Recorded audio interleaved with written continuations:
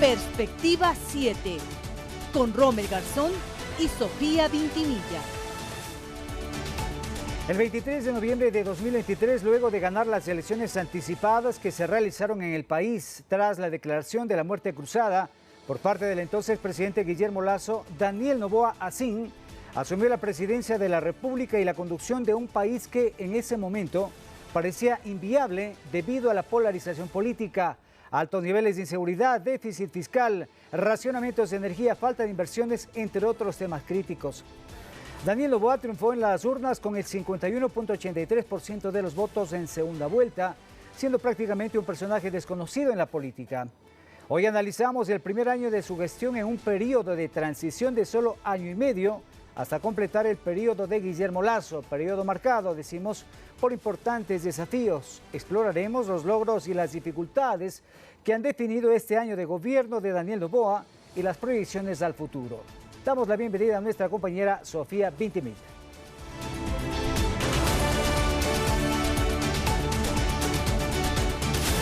Gracias amigos por su sintonía. El tema de hoy es Ecuador en transición, un año de desafíos. Bienvenidos.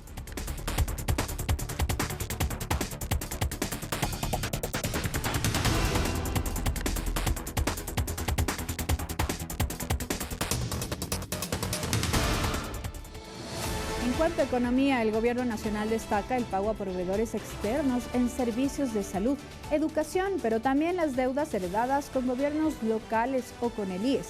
En una entrevista en Noticias 7, el ministro de Economía realizó un balance de la situación financiera del país en estos 12 meses de gestión.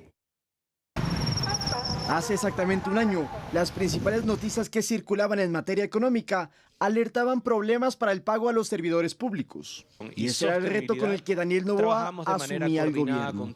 Decíamos que el presidente no va a tener mucho tiempo y este mandatario lo que debía hacer es sobre todo poner en orden la casa, tomar medidas, por ejemplo, para darle viabilidad económica a un Estado que prácticamente estaba quebrado. En una entrevista con el ministro de Economía, Juan Carlos Vega, se le consultó sobre las finanzas estatales al inicio de la actual gestión presidencial.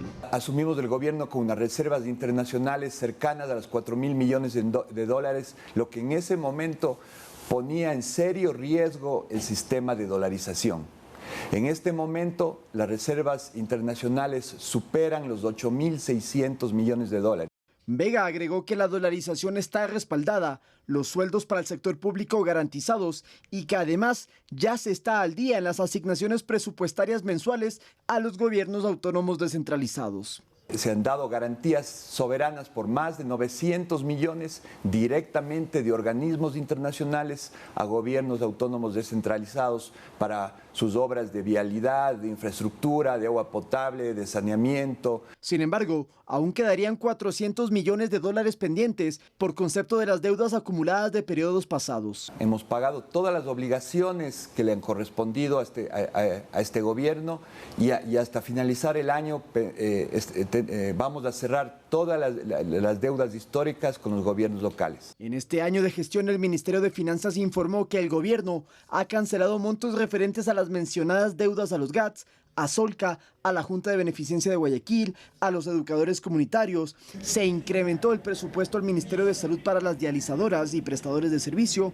Se avalaron 35 millones para la Universidad de Santo Domingo y además confirmaron que el Estado tiene la capacidad de subsidiar la planilla de luz eléctrica de hasta 180 kilovatios durante 4 meses. Y además ha tenido la capacidad de asignar más de 500 millones de dólares, de movilizar recursos para garantizar los contratos de compra de energía, de inversión en nuevas fuentes de energía. Algunos analistas consideran que la razón para una mejora económica se debe a que tomó medidas que realmente ningún presidente se atrevía a tomar, entre las cuales están obviamente el retiro al subsidio de los combustibles, el incremento al IVA y otras medidas. La crisis energética sí podría tener un impacto de al menos 1 punto del Producto Interno Bruto, pero el crecimiento del 1% en las exportaciones sostiene la economía, dijo el ministro Vega. Lautaro Andrade Castro, Noticias 7. Bueno, y vamos a iniciar este programa con nuestros invitados. Está con nosotros Rodrigo Jordán, quien es analista político, director del Centro Latinoamericano en Manejo de Crisis y Comunicación, y también es experto en comunicación política, comunicador, periodista también. Bienvenido, muchísimas gracias por acompañarnos, Rodrigo. Está también con nosotros Andrea Yepes, abogada, estratega y activista política, presidenta de la Fundación Alfa Z y también experta en comunicación digital con enfoque generacional. Muchísimas gracias por aceptar esta invitación. Y bueno, y una vez que llegó al poder el presidente Daniel Noboa, logró que la Asamblea Nacional le apruebe al menos 5 leyes de carácter económico urgente. En tan solo 4 meses, asimismo, aumentó el impuesto al valor agregado IVA del 12 al 15% y eliminó parte del subsidio a las gasolinas extra de Ecopaís, algo que en gobiernos anteriores pasados les costaba prácticamente el cargo. Asimismo, se bajó el riesgo país y se logró financiamiento internacional, como vimos en la nota. Vamos a iniciar este diálogo. Andrea, ¿qué decir de lo que ha sido este primer año de gestión del presidente Daniel Noboa? Bienvenida. Bueno, queridos amigos, un saludo muy grande para la audiencia. ¿Qué podemos decir? Efectivamente, como se ha planteado al inicio del programa, es un gobierno de transición y hay que empezar partiendo de una claridad meridiana, y es que gobernar este país es un ejercicio realmente desafiante. Vimos, por ejemplo, cómo tan solo hace un año no teníamos ni siquiera presidente, porque pasamos del proceso de muerte cruzada, entre otros asuntos, y gobernar a partir de esa realidad, porque otra cosa es cuando uno llega al poder en una transición ordenada, después de que se ha cumplido el periodo de tu antecesor, pero otra es asumir el país después, evidentemente, de un proceso de muerte cruzada. Entonces, cuando todo está convulso, todo sigue más caótico que de costumbre, así que definitivamente los logros que podemos ver en materia económica, que probablemente no son los ideales, probablemente tenemos que seguir trabajando para conseguir mayores logros, son un inicio que creo que son pasos en el camino correcto hacia donde el Ecuador tiene que ir. Esperamos, por supuesto, que en los meses que vienen y obviamente en el gobierno que vendrá después, sea de la tendencia que fuere, probablemente la reelección del presidente, estas medidas económicas que nos han permitido, por ejemplo, vi el día de hoy, lograr recuperar el Banco del Pacífico, puedan continuar en esa línea para recuperar de alguna forma este país que ha sufrido tanto en las últimas décadas. Claro, y decir que el presidente Daniel Noboa recibió no un país boyante, no un país en crisis, no un país como se mencionaba Dubái u otras latitudes, sino un país en crisis económica, recibió sin plata, sin recursos. Rodrigo, ¿qué decir de lo que pues se ha logrado hasta el momento? Se ha conseguido fundamentalmente, y creo que ese es un logro que se ha destacado en diferentes espacios, el tema de equilibrar las cifras, la balanza que se tiene en nivel económico. A finales del 2023, Ecuador eligió un presidente sin tiempo. Ese era el titular de un artículo que escribí para CNN en español, cuando yo quería describir lo que se venía o que lo que le podía venir al nuevo mandatario del Ecuador en este tiempo que restaba del ejercicio del expresidente Guillermo Lasso. Y creo que ha pasado un año y podemos decir que existen 3 logros claros que incluso ya lo hemos mencionado en otros medios, que son primero la parte económica, segundo la parte de lucha contra la inseguridad y tercero generar una plataforma ya para generar en el futuro una efectiva, diría yo, inclusión económica y social. ¿Por qué? Porque Ecuador venía de 2 gobiernos que pasaron crisis muy duras. El expresidente Lenín Moreno con el COVID y el expresidente Guillermo Lasso también tuvo muchas dificultades para gestionar el país. Entonces, los ecuatorianos tenían grandes expectativas en el nuevo mandatario, en este mandatario de transición, de que podía solucionar todo en un año, 3 meses, y realmente eso no es posible. Por tanto, yo creo que el presidente Daniel Noboa, hay que decir sin plata, porque en efecto, claro, la caja fiscal llegó casi en cero. Yo me acuerdo que decía, no había, creo que ni $10.000, y recuerdo claramente que había dificultades incluso para pagar los sueldos del año pasado en esta temporada, y en algunos casos me parece que hubo retrasos también, no en no diciembre mismo, sino para lo básico, digamos. Exacto.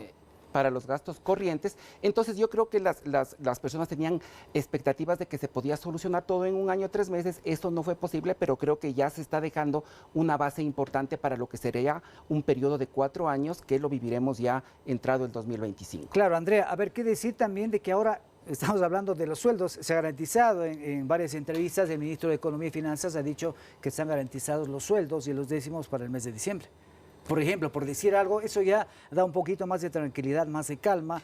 Hay también financiamiento internacional, créditos importantes del Fondo Monetario, del Banco Mundial, que suman bastantes recursos que han permitido sacar, por ejemplo, al país adelante en temas, en deudas atrasadas. Hablamos del IES, hablamos de Solca también, de algunos sectores que han estado realmente preocupados por su situación.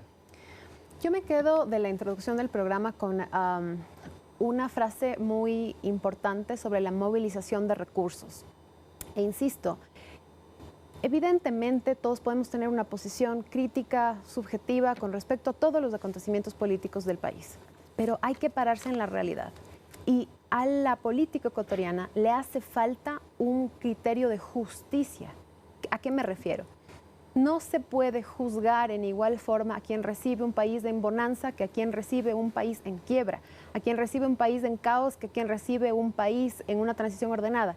Y en esa línea, al casi ni bien sentarse en el sillón presidencial y tener que afrontar una crisis de seguridad que les recuerdo cómo empieza con el caos del estallido social, la toma incluso de un canal de televisión. Es decir, no es fácil sentarse ahí y encima de manejar esta situación positivamente, le guste a quien le guste, fue un manejo positivo de esta situación de crisis.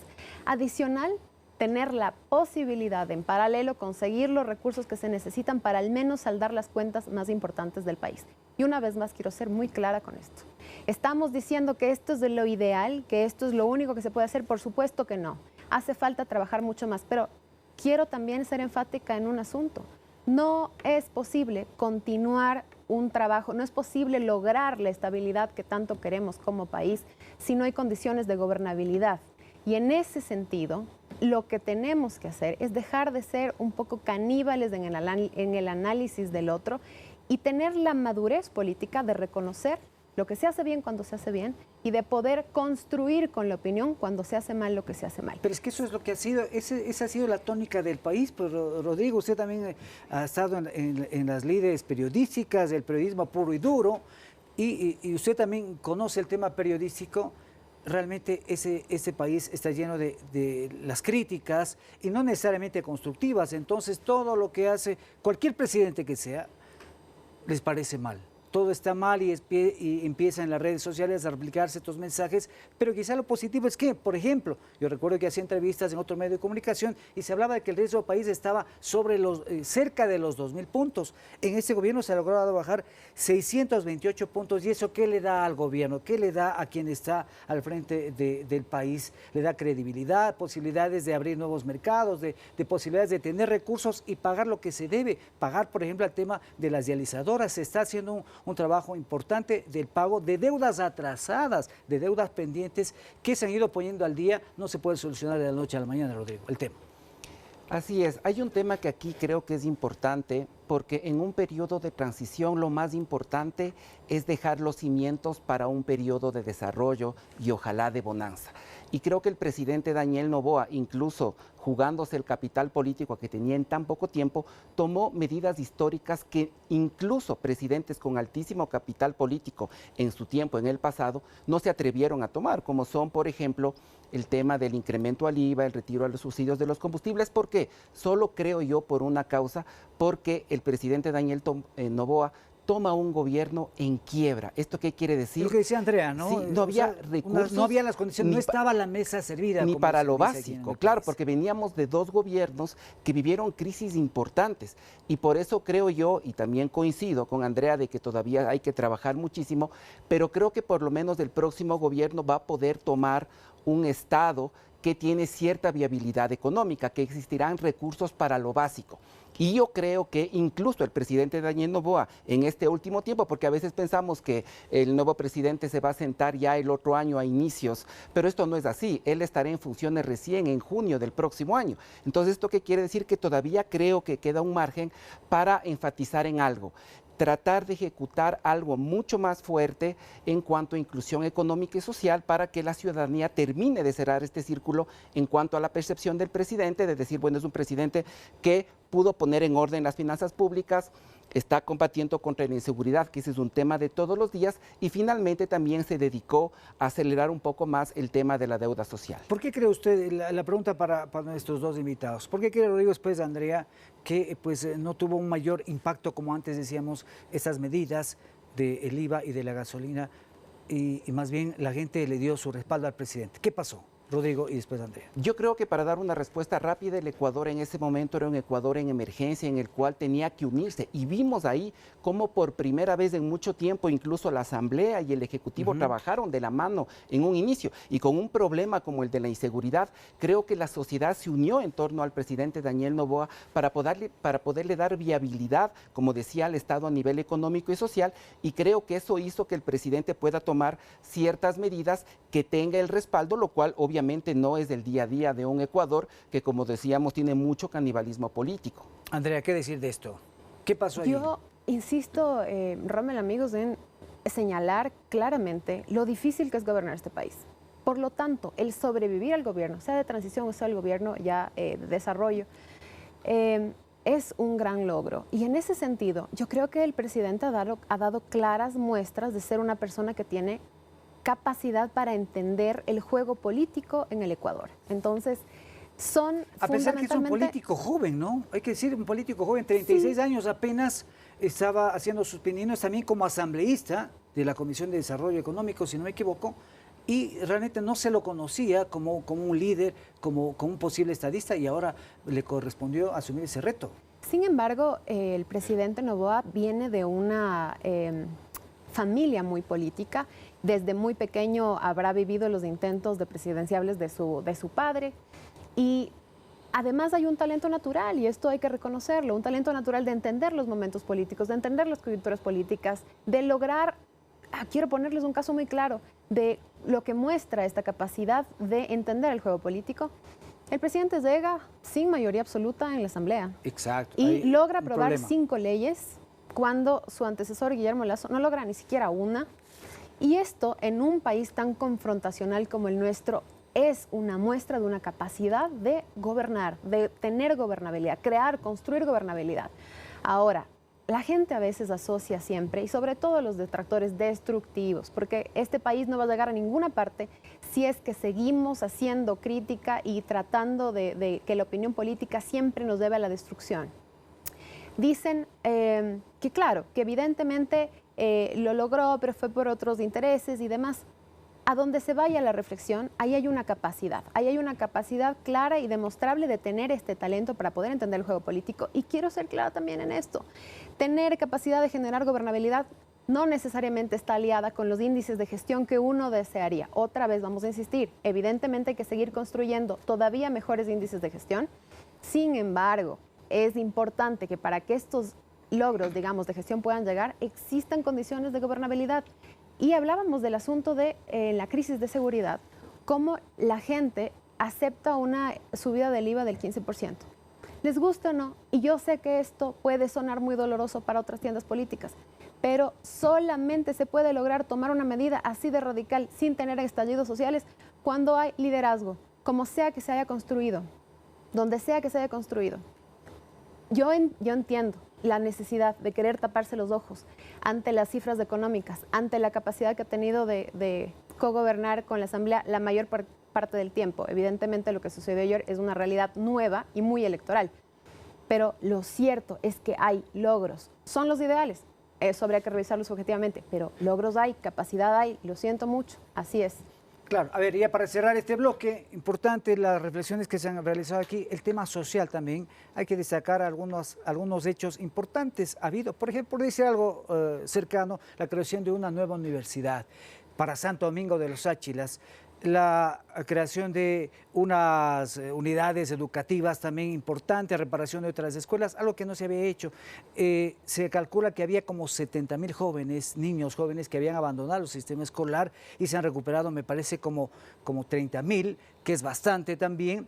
Y también decir que, por ejemplo, en el tema de la seguridad social, a pesar de toda esta situación económica, hay también nuevas inclusiones, nuevos inscritos al tema de la seguridad social. Ha habido logros importantes que hay que destacarlos también, Rodrigo, en lo social. En lo social, uno de los temas más importantes es que sin una viabilidad económica no puede existir un desarrollo social. Por tanto, a mí me parece que el presidente, una vez que ya le devolvió al Estado una capacidad de generación de obras, de generación de planes... Con recursos, ¿no? Que logró conseguir recursos. Yo creo que ya se ha puesto en marcha ya un espacio inicial, un programa inicial para generar eso que todos queremos, mejorar la calidad de vida de las personas en su día a día y obviamente ahí podemos mencionar lo que tú decías, ya planes de ayuda a las mujeres, a los niños. Se ha atacado también el tema de la desnutrición crónica infantil. Tenemos indicadores de pobreza que se están atacando. Entonces, por eso es importante decir que un presidente de transición tiene dos opciones. O ser un presidente de transición que no sea efectivo y que pueda agravar la situación de la que él recibió, o también podemos tener un presidente de transición eso también, claro, que entregue unas finanzas, una situación mucho más ordenada. Porque ¿qué hubiera pasado, digo yo, si el presidente Daniel Noboa no le daba esta viabilidad, estas soluciones económicas al país, como digo, con estas medidas que fueron difíciles, pero obviamente el país le apoyó?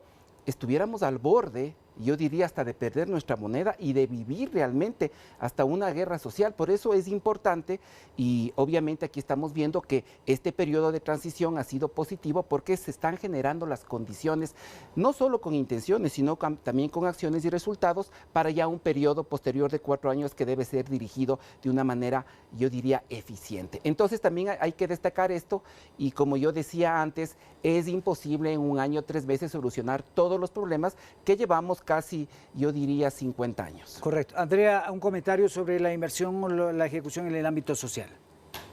Que definitivamente hay un paso en el camino correcto. Creo que este es uno de los desafíos más importantes para lo que resta de la gestión del presidente, porque como me decía alguien muy querido, los servicios básicos no deberían ser solamente poesía legislativa, sino que tienen que traducirse en verdadera obra para los ciudadanos en lo local y en lo nacional.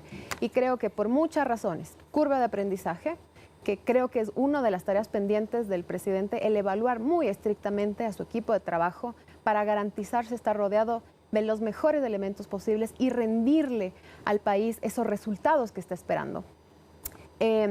Creo que, dicho esto, en realidad nos hace falta enfocar muchísimo esfuerzo en el año que viene y sin duda va a ser uno de los desafíos más importantes para el nuevo gobierno, la inversión social y la inversión en el acceso a los servicios básicos. Es decir, así como reconocemos lo positivo, también tenemos que reconocer lo que fue neutral. Hay gestión, hay inversión, pero puede ser todavía más. Puede ser un asunto de recursos, puede ser un asunto de tiempo, puede ser el asunto de la curva de aprendizaje, pero son desafíos en los que hay que trabajar. Y una vez más, esto no es motivo para hacer un cargamontón político, sino para aportar ideas, proyectos, necesidades y construir este país. Al final del día, amigos, cuando se pone sobre la mesa la necesidad, por ejemplo, de convertir a los derechos en realidades territoriales y locales, y el resto de tiendas políticas o el resto de actores políticos se suman con ideas, con crítica constructiva, siempre va a ganar la ciudadanía y eso, se supone que la política es para eso. Muy bien, me quedo con eso y vamos a hacer una primera pausa en nuestro programa Ecuador en Transición, un año de desafíos aquí en Perspectiva 7. Ya venimos, no se vayan.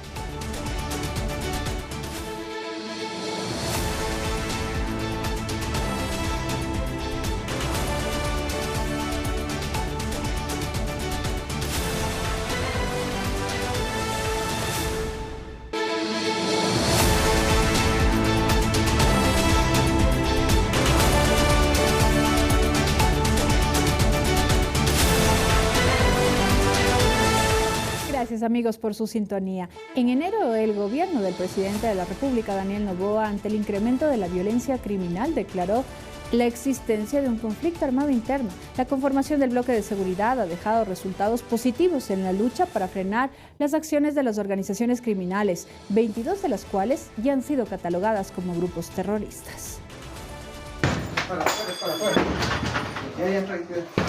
La guerra no es con enemigos extranjeros, ahora se combate al interior del país. Entre las primeras medidas adoptadas por el presidente Daniel Noboa, declarar a 22 bandas narcodelictivas como organizaciones terroristas y objetivos de la fuerza pública.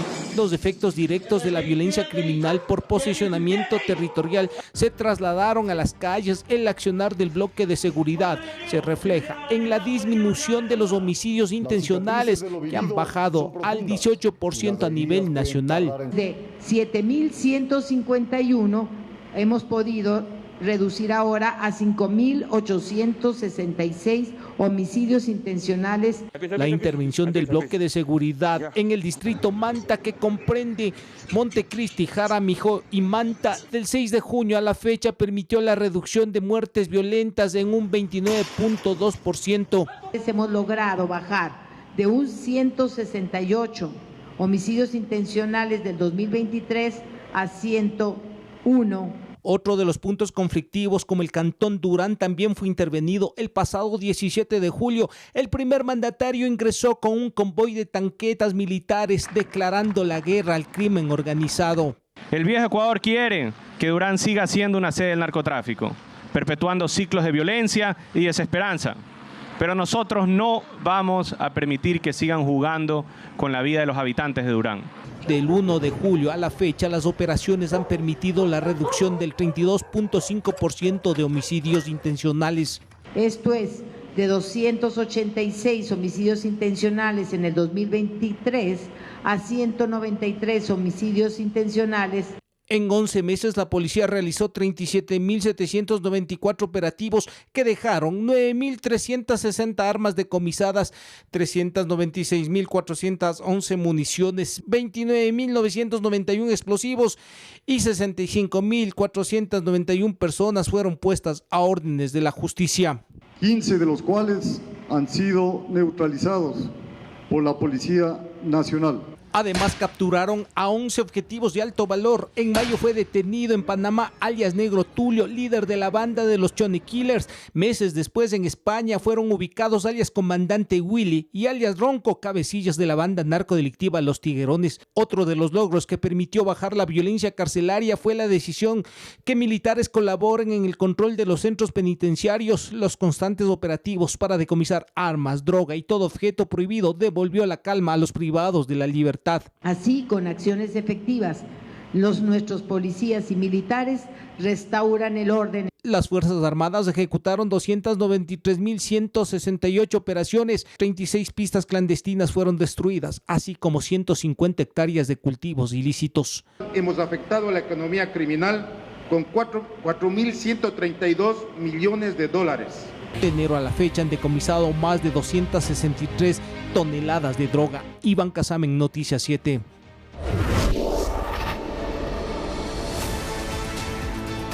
Muy bien, vamos a iniciar este segundo bloque en seguridad, lo que decíamos hoy y lo que acabamos de observar también, cuando se declaró el conflicto armado interno y pasó a llamar a las bandas delictivas como terroristas. Asimismo, los militares intervinieron las cárceles del país. Estas medidas se tomaron después del asalto en vivo a la cadena TC Televisión, lo cual causó consternación nacional. Y en ese contexto, pues el presidente Daniel Noboa impulsó también una consulta popular con 11 preguntas en su mayoría relacionadas a la lucha contra el crimen y la extradición de delincuentes, por ejemplo, a otros países. Andrea, ¿qué decir frente a lo que se ha hecho con respecto al tema de la inseguridad?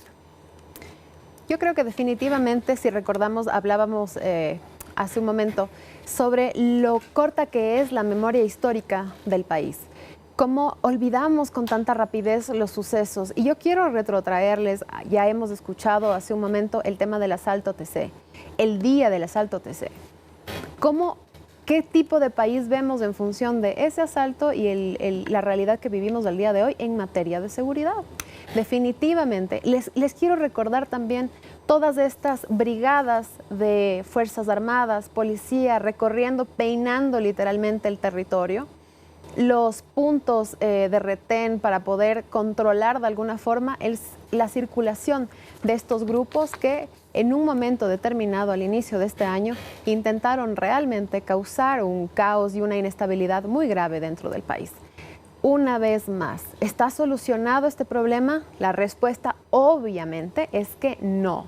¿Ha habido pasos en función de mejorar el asunto de seguridad en el país? Obviamente sí, con claridad.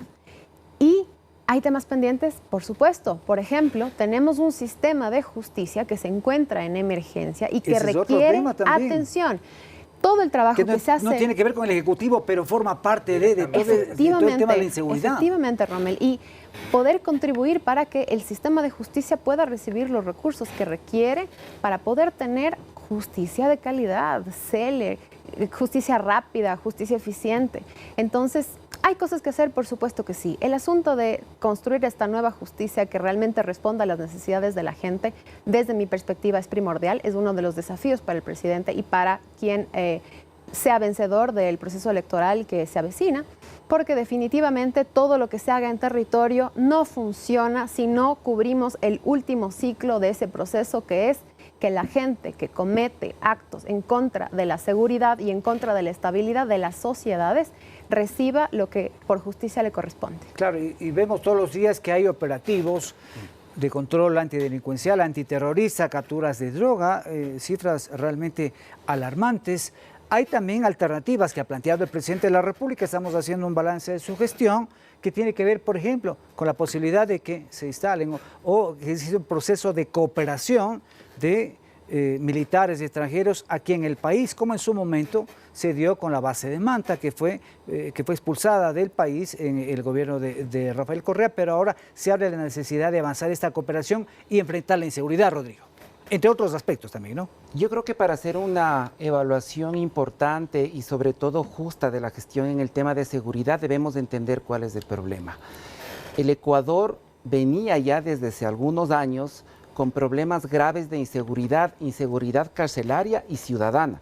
Y si uno conversa con cualquier experto que ha logrado bajar índices de criminalidad en cualquier parte del mundo, por ejemplo, Hugo Acero, que en Colombia fue uno de los artífices de la reducción del índice de criminalidad en Bogotá, conversando con él claramente, dice que este tipo de problemas se pueden solucionar entre 6 y 9 años en la historia de un país. ¿Esto qué quiere decir? Que vivimos un problema muy grave y el presidente Daniel Noboa, ese 9 de enero, cuando declara conflicto armado interno, creo que también genera las bases para una nueva lucha en contra de la narcodelincuencia. Y esos resultados, yo creo, en mi criterio, se ven en 3 aspectos claros. Que la seguridad carcelaria ha mejorado muchísimo. ¿Esto qué quiere decir? Que esos motines que eran casi semanales, quincenales, pues bajaron muchísimo con la ayuda de las Fuerzas Armadas. Segundo, también hay que decir que si uno ve la línea de crecimiento de los homicidios intencionales, con el decreto del presidente de la República, ese 9 de enero del 2024, existe un decrecimiento de más del 60% en las muertes en los meses siguientes al decreto. Luego, obviamente, ha seguido subiendo, pero yo sí creo que ha existido estas bases o esta lucha que necesitaba el Ecuador para bajar estos índices. Ningún país, y eso también hay que entender, ningún país en el mundo ha logrado erradicar la narcocriminalidad, sino que existen matices. Entonces, en este aspecto también creo yo que ahora, por ejemplo, gente que vive en Esmeraldas, gente que vive en las provincias de la costa, sí puede decir que hay lugares donde ya se puede entrar y que eran antes lugares donde no se podía ni siquiera transitar. Entonces, yo creo que el balance es positivo y yo siempre vuelvo a decir, el presidente Daniel Noboa, al ser un presidente sin tiempo, ha tenido que tomar decisiones que para cualquier mandatario se hubiera tardado en ejecutar 2, 3, 4 años, pues realmente los ha tenido que hacer de una manera muy corta porque había muchos frentes por atacar, poco dinero y también poca capacidad del Estado debido a esa falta de gestión. Sin embargo, ya con un Estado con mejores recursos, creo que el tema de la inseguridad es una tarea que, si bien se ha combatido, es de todos los días. Y obviamente esperamos ya que en los próximos meses estos índices vayan bajando poco a poco, dado que también ya con los recursos para generar una intervención social, esperamos que estos índices vayan reduciéndose hasta ir, obviamente en el tiempo, tener ya unos indicadores que eran más o menos similares a antes del 2015. Claro, y el trabajo continúa, ¿no? Porque ya están en marcha el tema de las cárceles, por ejemplo, que se habló de estas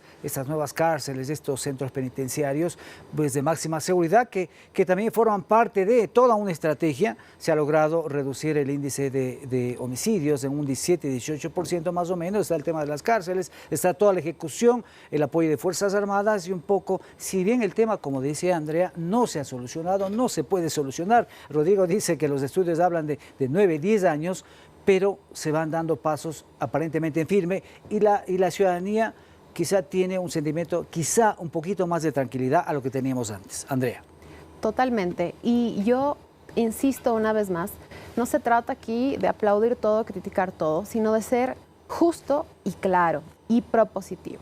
En ese sentido, creo que es muy importante que al terminar la crisis energética, empecemos a pensar soluciones sobre la crisis de empleo y económica que viene después de la crisis energética, porque el origen mismo del crimen es la falta de oportunidades. Si el único ascensor social que tienen las personas de escasos recursos o los niños que terminan involucrados en este tipo de actividades es empezar a dar sus primeros pasos en esas filas, definitivamente todo lo que hagamos en cuanto a control de fronteras, control de puertos, va a ser insuficiente. Ergo, es muy importante empezar a pensar en soluciones reales para el asunto de empleo, sobre todo en lugares de alta vulnerabilidad. El asunto del sistema de justicia, ya lo hablamos, y adicionalmente el tema también... de la escolaridad que decíamos, que los chicos han abandonado, jóvenes han abandonado el sistema escolar, pero de alguna manera se los está recuperando, hicimos reportajes al respecto, se va recuperando poco a poco, pero es que hay que entender que no es una cosa que se puede solucionar de aquí a mañana, en un mes, en varias semanas, es un tema complejo. Es un tema complejo y con esa claridad de que no, como decían por ahí vulgarmente, no es soplar y hacer botellas, hay que entender que esto va a tomar un tiempo, pero tiene que estar en las prioridades de gestión del siguiente año y del nuevo gobierno. El invertir en generación de empleo, el invertir en soluciones sociales en los sectores más vulnerables, también soluciones administrativas con respecto a control de fronteras y otros asuntos que haga un poco menos atractivo el Ecuador para el crimen, ¿no? Creo que esa es la base fundamental. Y tener un sistema de justicia sólido e instituciones sólidas también me parece bastante importante para lograr ese objetivo. Entonces, se han dado primeros pasos, sí, y muy importantes, las cosas como son, pero es también muy importante, igual de importante, pensar en los pasos que vienen hacia adelante, donde el asunto coercitivo del Estado para el tema del control de la seguridad trabaje paralelamente con la prevención del crimen desde su origen. Esa es mi perspectiva. Correcto. Y también ahí, en ese sentido, Rodrigo, decir que hay que crear también las condiciones para atraer inversiones que puedan, en efecto, generar obra pública, generar posibilidades de empleo, posibilidades de emprendimiento también, pero eso es un tema que se va construyendo sobre la marcha. Recordemos que en el gobierno de Guillermo Lasso, recuerdo que se hablaba de 30.000 millones de inversiones y creo que no llegaron ni siquiera mil millones o algo así. No se pudo realmente concretar esto, pero se deben crear las bases, entiendo que se están creando las bases para que esto pueda ocurrir también. Uno de los aspectos más importantes en relación al tema de la inversión es que si bien hemos visto que últimamente la inversión societaria y extranjera se ha venido reduciendo y los índices no han sido los mejores, es importante decir que una vez que la casa está en orden a nivel económico, una de las prioridades del gobierno debe ser impulsar mucho la inversión pública. ¿Por qué? Porque el Ecuador es un país que tiene 3 características de cara a los inversionistas nacionales e internacionales. Somos un mercado pequeño regionalmente y a nivel mundial. Somos un mercado con mucha inestabilidad y poca seguridad jurídica. Y somos un mercado que no se puede confiar mucho en el largo plazo porque existen cambios políticos muy recurrentes. Entonces, ¿dónde está la clave? La clave está en que el Estado dé ese primer ejemplo de impulsar la inversión, de poder generar, yo diría, un sistema en el cual el gobierno y los GATS puedan atraer productos y servicios del mismo país. ¿Por qué? Porque estar soñando en las grandes inversiones extranjeras, eso no va a pasar ni siquiera en el mediano plazo. Entonces es importante que el Estado dé ese ejemplo, que podamos generar las condiciones también para que los inversionistas nacionales puedan creer mucho más en el Ecuador y obviamente ir impulsando ese empleo, que yo diría es uno de los ejes más importantes. Nosotros en este momento podemos ver que el Ecuador tiene una tasa de informalidad del 54%, es imperioso generar empleo, porque realmente esa es la diferencia entre mejorar o empeorar tu calidad de vida. Y también creo que a nivel económico es indispensable ejecutar alianzas con gobiernos, ojalá del primer mundo, para poder generar grandes proyectos. Aquí hay un tema que es clave. A veces las personas dicen, pero es que no hay obra. pero la gente tiene que entender que la velocidad con la que se puede contratar en el Ecuador es demasiado lenta. Una ínfima cuantía usted puede sacar en 2 meses. Una obra de mediano tamaño sobre el proceso precontractual puede durar un año. Una gran obra, el proceso precontractual puede durar 2 años. Esto también la gente tiene que entender, que en el Estado no es fácil contratar grandes obras, solo los estudios pueden durar 1 o 2 años. Entonces creo que en el nivel económico el desafío es incrementar la inversión pública y el desafío también es generar condiciones para que con alianzas con gobiernos de afuera, ojalá del primer mundo, también se puedan crear proyectos que generen algo que es clave: empleo, empleo y más empleo. Muy bien, vamos a quedarnos allí para seguir analizando este Ecuador en transición, un año de desafíos aquí en Perspectiva 7. Vamos a hacer una nueva pausa. Al regresar analizaremos el tema de la emergencia eléctrica, las alternativas para enfrentar también lo que viene el resto del año. Ya ven.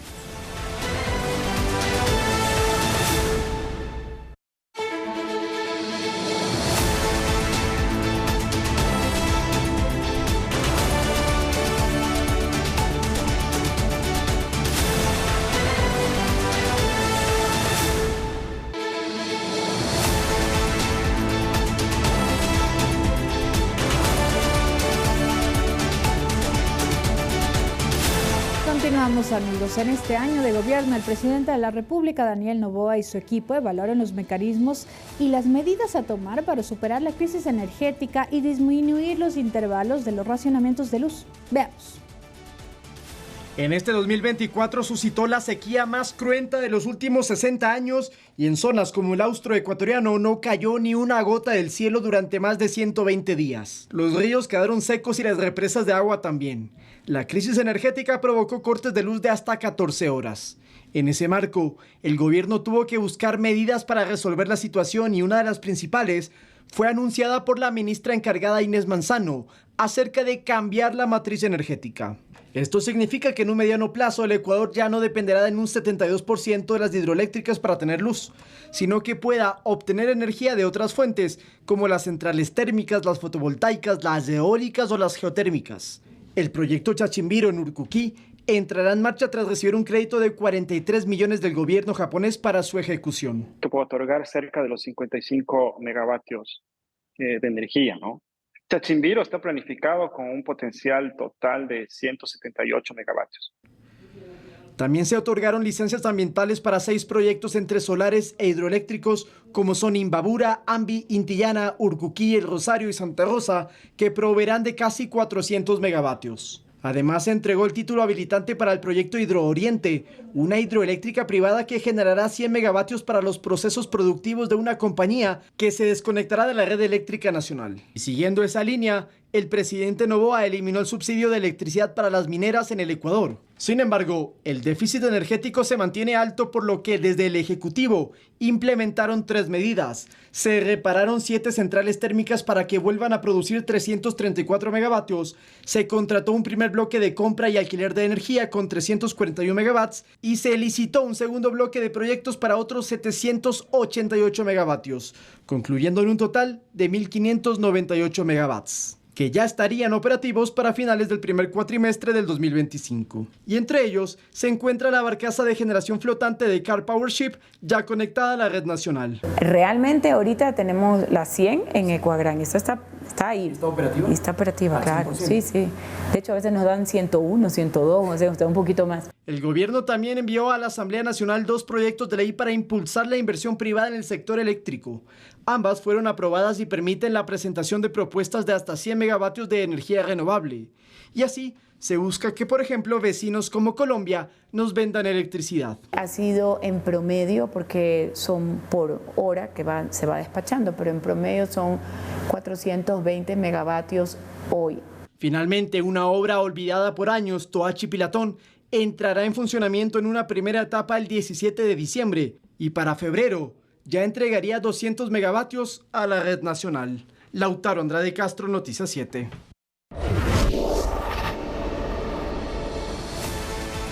Bueno, y en nuestro último bloque analizaremos ya las acciones que se llevan adelante para enfrentar la emergencia energética en medio de los graves efectos, por ejemplo, del cambio climático, con un estiaje que no se había registrado en más de 60 años y que afecta la generación hidroeléctrica.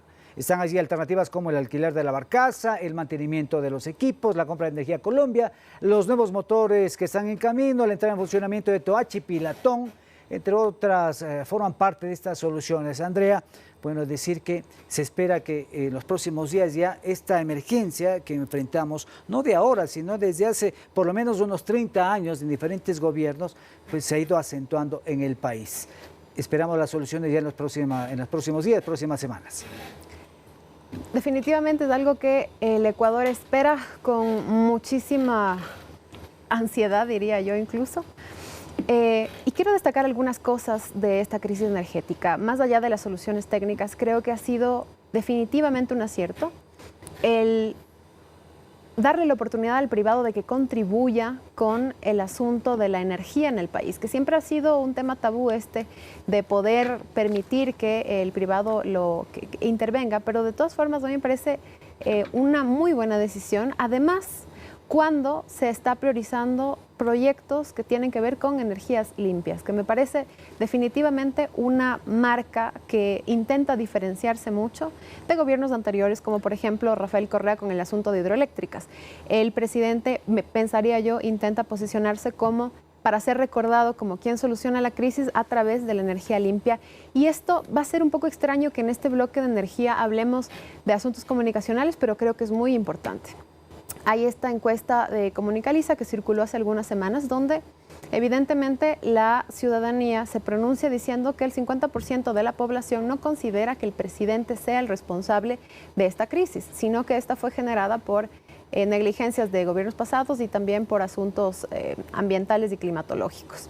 Esto es muy importante, Rommel, porque habla de la capacidad que tiene el presidente de posicionar una narrativa en la gente, y esto es realmente relevante cuando se trata de manejar una crisis, porque el problema más grave de la crisis o la razón por la que la crisis puede convertirse en insalvable es un mal manejo comunicacional. Y hemos visto que el presidente ha sabido sortear los aspectos comunicacionales de esta crisis, lo que le hace recibir una estrellita más en honor a cómo lo ha manejado. Entonces, yo creo que definitivamente tenemos que trabajar ya en lo profundo, en darle soluciones de largo plazo al tema de energía del país. Celebro muchísimo que Ecuador haya iniciado la era de las energías limpias y creo que en la línea de lo que acabo de decir, es decir, que este 50% de la población no considera que el presidente sea el responsable de esta crisis. No digo que eso sea así, digo que esa es la percepción que Comunicaliza presenta.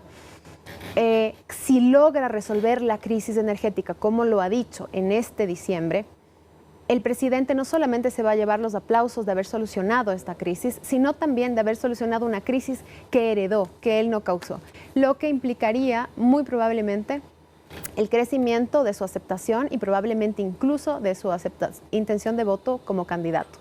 Así que, lejos de todo lo que cualquier analista político hubiera podido vaticinar, la crisis energética podría convertirse en una oportunidad para el presidente. Claro, vamos a analizar también el tema político electoral más adelante, pero quisiera un comentario de Rodrigo sobre el tema de la crisis energética. En efecto, han sido semanas complicadas, han sido semanas difíciles, se han buscado diferentes alternativas y hay que decir algo también, es que una emergencia como la que estamos enfrentando, que digo, lleva ya más de 30 años en diferentes gobiernos, no se puede solucionar. Si alguien le dice que se va a solucionar de aquí a un mes, 2 meses, un año, una solución definitiva, es muy complicado. Proyectos llevan varios años. Lo que decíamos, Toachi y Pilatón están ya llenando el reservorio y va a empezar a funcionar luego de siquiera 15 años. Entonces hay que, como dice Andrea, aplicar o avanzar hacia proyectos como, por ejemplo, ese geotérmico en Chachimbiro, por ejemplo.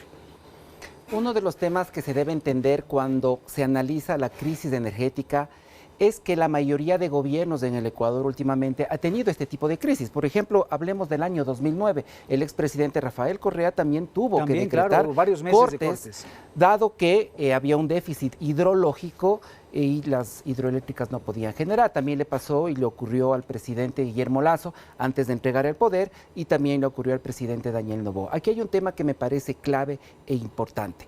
Si bien es cierto, se puede pensar que el parque térmico, que tiene una capacidad instalada en el Ecuador de más o menos 1.800 megavatios, hubiera estado listo, se dice, no existieran apagones.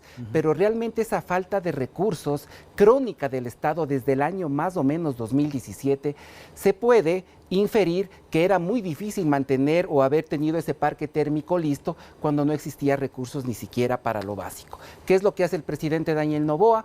Apenas llega al gobierno, comienza ya con un marco regulatorio de la famosa ley antiapagones y comienza a tomar medidas entre las cuales estaban, por ejemplo, acciones de emergencias como la compra de la energía de la barcaza por 112 megavatios. Hoy, ¿qué ha ocurrido? Que luego de casi 2 meses y un poco más de cortes, el déficit está bajando. Se va reduciendo. Se va reduciendo con el incremento de nuestra capacidad de oferta de energía con 450 megavatios desde la línea de interconexión con Colombia, pues el déficit ya está bajando más o menos a 1089 megavatios.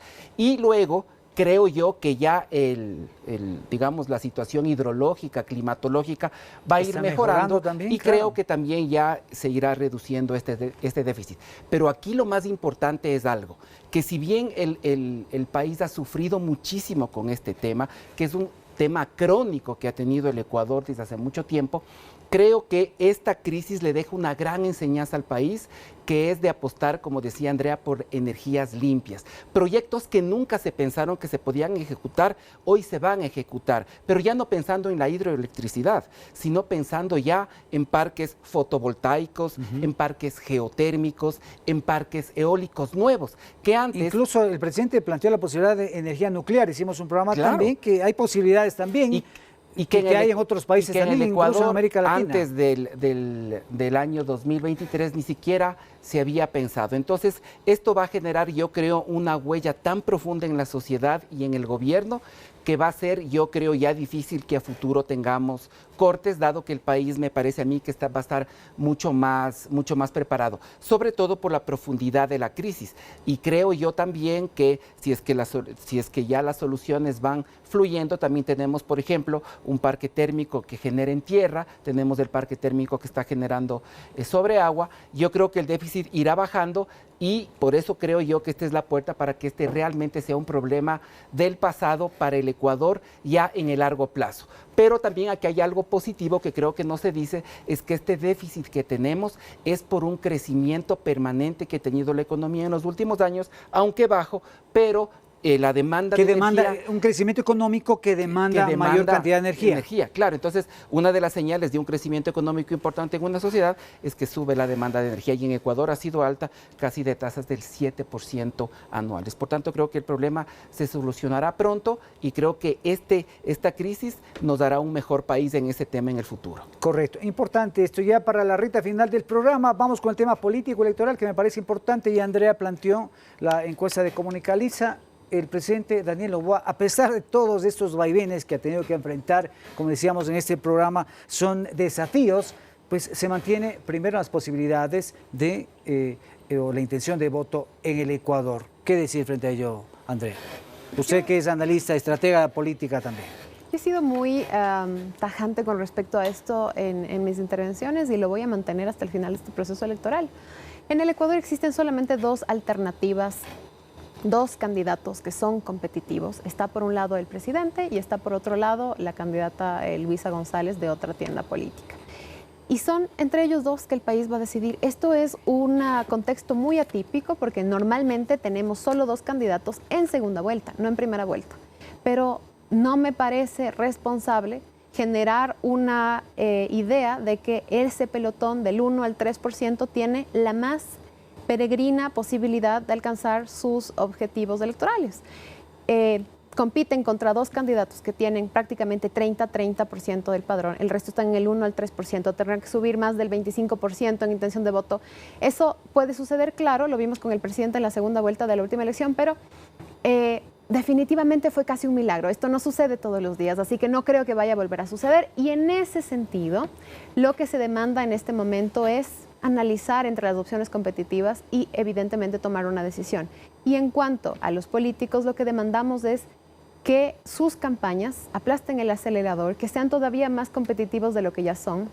En el caso del presidente, definitivamente lo que resta de su gestión va a ser muy importante para lograr ese objetivo de reelección y en el caso de la otra candidata, probablemente el desempeño de las autoridades locales que están electas por este movimiento también tendrá algo que ver. Pero definitivamente yo creo que si este acelerador se presiona, probablemente podríamos tener un resultado en primera vuelta y creo que eso sería lo mejor que le puede pasar al país, porque como ciudadanos nos ahorran el fastidio de verles en campaña un mes más y también nos ahorran 30 millones de dólares de la segunda vuelta. Muy bien, fuerte ese comentario, pero bueno.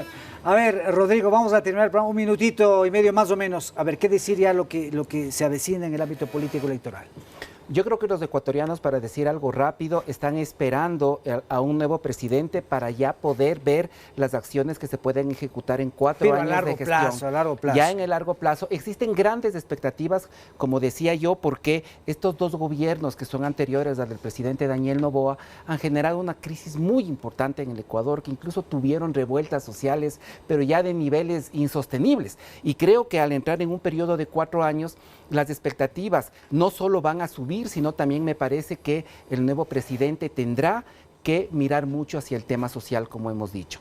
Ahora, también hay que destacar algo.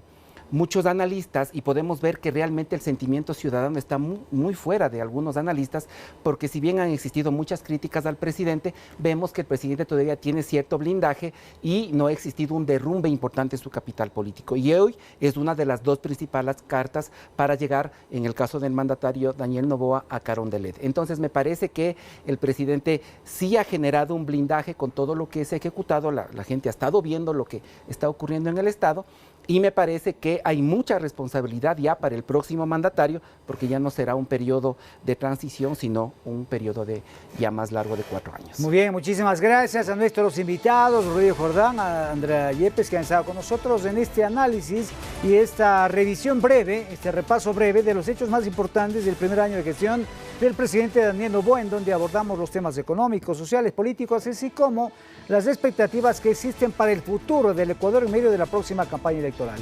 Agradecemos, Diego, a nuestros invitados y a ustedes, amables televidentes, por acompañarnos en este programa. No olvide que su opinión cuenta también y puede marcar la diferencia en el rumbo de nuestro país. Hasta la próxima. Gracias, amigos, por su sintonía. Nos reencontramos el próximo domingo en otro programa de Perspectiva 7. Descanse.